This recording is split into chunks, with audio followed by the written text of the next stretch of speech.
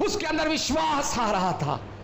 पर इस बात को सोचिए, एक अंधे व्यक्ति में विश्वास आएगा कैसे? आज आप और मैं उसकी जगह पे होंगे तो हम क्या करेंगे? अरे हाँ ठीक है, बहुत सारी भीड़ आ रही है, क्या मेरा नंबर लगेगा उसके अंदर? पर आज हम हमेशा नेगेटिव सोचेंगे, हाँ ठीक है, हुआ तो ठीक है, कोई तो मुझे पहचान वाला चाहिए वहां ले जाने के लिए।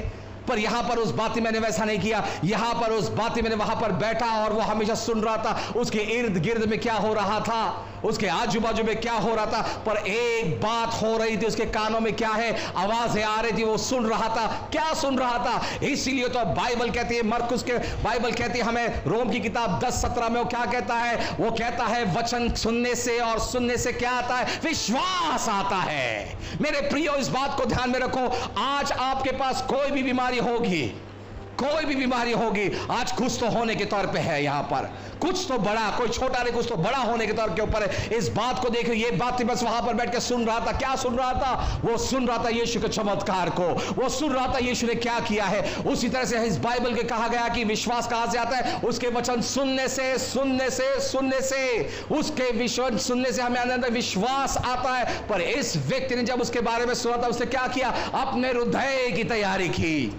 और जब उसने अपने हृदय की तैयारी की, उसने क्या किया? नहीं, आज मैं चंगा होने वाला हूं। पर आज इस बात को देखिए, बहुत से मसीह लोग क्या कर रहे हैं इन दिनों के अंदर, जरा बीमारी आई, जरा मुसीबत आए तो किसको दोष लगाते हैं? प्रभु मैंने इतनी प्रार्थना की, प्रभु मैंने तेरे लिए किया, प्रभु मैंने तेरे लिए वो किया। कहा है प्रभु? हम ये सारा दोष जो है परमेश्वर पे लगाते हैं। हम हर चीज को परमेश्वर को बोलते, प्रभु आपने बोला प्रार्थना करने, प्रार्थना की, ये हुआ नहीं। पर इस बात को ध्यान में रखें, हम सब लोग को खोजना है ये समस्या हमारे पे लाई किसने है। इस बात को देखिए, हमारे भाई और रॉबर्ट कहते हैं हमारा परमेश्वर अच्छा परमेश्वर है, और रॉबर्ट कहते हैं कि हमारा परमेश्वर चंगाई देने वाला परमेश्वर है। मुझे बताने दीजिए, अगर बाइबल को हम पढ़ते हैं, यीशु ने ये नहीं कहा कि मैं आया हूं आपको कैंसर देने के लिए, यीशु ने ये नहीं कहा कि मैं आया हूं आपको एक कंप्लीट पैरालाइज देने के लिए। कितने लोग कहते हैं वैसे आया यीशु? जोर से कहा लिखा है बाइबल में कि यीशु मसीह आया हमें डायबिटीज देने के लिए, यीशु मसीह आया हमें मारने के लिए। फिर यीशु मसीह आया किस लिए?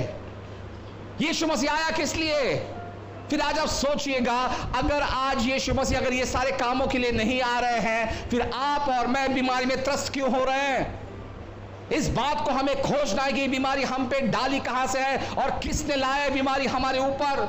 हमें खोजना जरूरी है, और मैं आपको बताना चाहता हूं, मैंने खोज कर निकाला है ये बीमारियां जो है ये हमारे पास किसने डाली है? एक व्यक्ति है जो परमेश्वर का शत्रु है, उसका नाम है शैतान। उस शैतान ने बीमारी को भेजा है हमारे ऊपर। कैसे? वो बाइबल कहते हैं, यूहन्ना किताब में कहा है 8वें अध्याय में कहता है, वो क्या है? वो झूठों का बाप है। यूहन्ना 10:10 में क्या कहता है? वो नाश करने के लिए आया है, वो घात करने के लिए और वो चोरी करने के लिए आया है। पर जब आज आप सोचते हो कि मेरे पास बीमारी है, तो इस दिमाग से इस बात को निकाल दो, ये बीमारी परमेश्वर ने नहीं भेजी है। नेक्स्ट टाइम ये मत कहो कि बीमारी मेरे साथ में है, ये बीमारी लेकर मुझे चलना है, मैं बीमारी में मरूंगा। पर इस बात को ध्यान में रखो, जब उस बीमारी को आप देखोगे तो उसे कहो, बीमारी अब मुझे पता चला कि आपको मेरे ऊपर किसने भेजा है, पर मेरे पास भी एक शब्द है, और वो शब्द है यीशु मसीह का। मैं आज जहां से वो आया है मैं उसको वहां पर भेजता हूं। क्यों? परमेश्वर चाहता है मैं चंगा हूं। हालेलुया। परमेश्वर नहीं चाहता कि आप गरीब रहे, परमेश्वर नहीं चाहता कि आप दुखविदा में रहे, परमेश्वर चाहता है कि हम 100% विजय में रहे। इसलिए तो बाइबल कहती है हमें विश्वास की जरूरत है। बहुत से लोगों को समझ में नहीं आता कि विश्वास का क्या अर्थ क्या होता है। विश्वास मतलब क्या? विश्वास मतलब परमेश्वर के वचन को पढ़ना है, और जब हम पढ़ते हैं तो उसका मतलब क्या होना चाहिए? हमें वो करना है, परमेश्वर के वचन को पढ़ना है, परमेश्वर के वचन के अनुसार चलना है, और वो ऐसा ही होगा, ऐसी ही बात अपने मुंह से करते रहना है, उसे विश्वास कहते हैं। पर इस बात को देखिएगा, हम न्यू दिल्ली में थे कुछ सालों पहले, जब मैं नया नया उद्धार हुआ था, हमारा भाई जॉन और सिनाए थे भारत के अंदर, और जब मैं फर्स्ट टाइम वहां पर गया, मैंने वहां पर देखा, मैं बोले ये क्या हो रहा है यहाँ पर? इतनी सारी भीड़ जवाहरलाल नेहरू स्टेडियम न्यू दिल्ली के अंदर हो रहा था, बड़ी सारी भीड़ आई वहां पर, और वो वहां पर खड़े और उन्होंने प्रचार किया। मुझे एक प्रश्न पड़ा, वो प्रश्न ये था, मैंने सोचा कि प्रभु ये ऐसा कैसे होगा, लोग चंगे कैसे पाएंगे?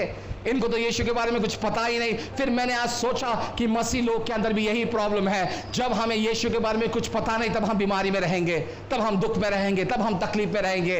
पर आप सोचिएगा, अगर आज हम कोई व्यक्ति मर रहा है और हम उससे आके बोले हमारा परमेश्वर आपको एड्स देने के लिए आया, हमारा परमेश्वर आपको कैंसर देने के लिए आया, क्या आपको लगता है वो लोग उस परमेश्वर के पीछे आने को तैयार होंगे? यस और नो? नहीं आएंगे। क्यों? कोई नहीं चाहता कि ऐसे परमेश्वर के पास आ जो बीमारियां देते हैं। आज आप सोचिएगा, आपके घरों के अंदर भी कुछ कितने तो बाप होंगे, शादीशुदा लोग हमारे बीच में, उनके बच्चों को अगर हम देखें, किसी को आज हम बोलते टाइफाइड, वो हम ताली बजा के बोले वाह टाइफाइड अच्छा दिखता है, इसको टाइफाइड दे दो। कितने लोग खुश रहेंगे? हाँ, ओ नो, टाइफाइड अच्छा नहीं लगता, ये गरीबों की बीमारी है, क्यों ना हम इसको कैंसर दे, अमीरों वाली बीमारी दे। पर आप सोचिए, क्या आप लोग उस परमेश्वर के बारे में सुनने के लिए आएंगे? क्या नहीं आएंगे। उसी दौरान हमने एक गांव का दौरा किया और वहां पर हम गए, उन कुछ लोगों को हमने बताया इस यीशु के बारे में। हम वो उनको देखकर हम टेंशन में आए और हमने सोचा इनके पास क्या है। वहां पर हमने एक बात को देखा, वो यीशु मसीह के नाम से ही वंचित है, उनको यीशु मसीह पता ही नहीं है। और वहां पर हम गए और किसी ने सभा आयोजित कर दी और कहा कि आज शाम को पास्टर पीटर बात करने वाले। और मैं वहां पर जाकर देखता हूं तो क्या है मालूम है, मैं ऐसे लोगों से बात कर रहा हूं जिसको यीशु का नाम ही पता नहीं है, जिसको यीशु का वचन ही पता नहीं है। और हमारे लोग आके कहते हैं pastor best, all the best, all the best, all the best. ऐसी ऑडियंस लाके रखी हमारे पास में जिसको यीशु का नाम ही नहीं पता है। फिर आप सोचिएगा मैं किस तरह से वहां प्रचार करूं। मैं तुरंत अपने रूम में था, मैंने कहा प्रभु आपको मुझे सहायता करनी होगी। और तब परमेश्वर ने कहा मेरे तरीके से काम होना चाहिए। मैंने प्रभु कौन सा तेरा तरीका? यहाँ पे लोग अनपढ़ गवार हैं, यहाँ पे लोग जो है वो आपको जानते तक नहीं, मैं किस तरह से काम करूं? तब परमेश्वर ने क्या किया, मेरे अंदर डर था कि प्रभु अगर मैंने प्रचार किया चमत्कार नहीं हुआ तो। और परमेश्वर ने कहा कि जब तूने प्रचार किया तब कुछ हुआ तो। हाँ, मैंने बोला प्रभु ऐसा कैसे हो सकता है? तब मैंने इस बात को कहा नहीं नहीं प्रभु कुछ तो करना पड़ेगा आपको।